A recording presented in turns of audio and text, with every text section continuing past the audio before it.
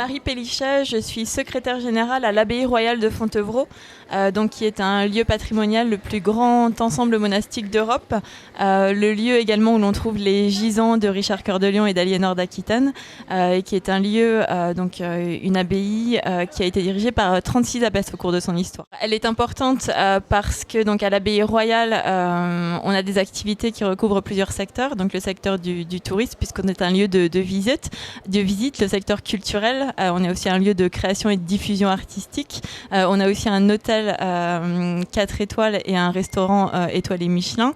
Et puis on va avoir un musée d'art moderne qui va ouvrir à la fin de l'année. Donc dans les multiples activités qui coexistent, qui vont bientôt exister sur le site, la crise forcément a modifié nos habitudes de travail et puis il y a eu un impact sur notre activité. Donc on voulait pouvoir rencontrer des dirigeants pour également échanger sur la manière dont leur activité avait évolué ou pas en raison de la crise. Même si effectivement, nous, on est un site touristique qui a été fermé du 15 mars au 20 mai et l'hôtel-restaurant a également été fermé, il a réouvert le 4 juin. Donc forcément, il y a un impact. Voilà.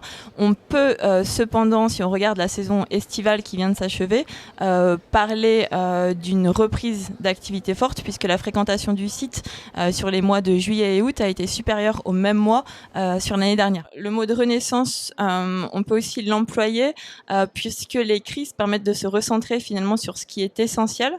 Et nous, ce qui est essentiel pour nous au cours de l'histoire de l'abbaye et puis des activités qui s'y développent aujourd'hui, c'est les valeurs de solidarité, de transmission, bien entendu, et de partage et d'économie en circuit court. On l'a déjà fait en fait pendant le confinement, donc il y avait une partie des équipes qui étaient en chômage partiel, d'autres équipes ont travaillé pendant la période de confinement pour justement se préparer à cette réouverture, à cette renaissance.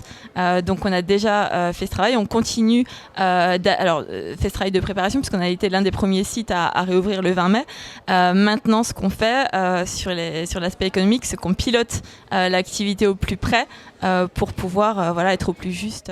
On a déjà mis ça en place justement parce qu'il était essentiel dans le contexte qu'on traverse de pouvoir redonner confiance aux visiteurs. On ne pouvait pas, donc on a déjà mis en place des protocoles de visite, donc avec des parcours de visite, qui permettent de visiter le site en toute sécurité. En ce qui concerne bien sûr les collaborateurs, le port du masque a été mis en place dès qu'on a pu venir retravailler sur site, ainsi que toutes les mesures sanitaires qui sont absolument essentielles. C'est essentiel pour nous, dans le secteur du tourisme, d'avoir cette notion de confiance et de respect des règles sanitaires qui deviennent la normalité et qui permettent justement de profiter du lieu en toute quiétude et de véritablement pouvoir s'y ressourcer de manière totalement apaisée.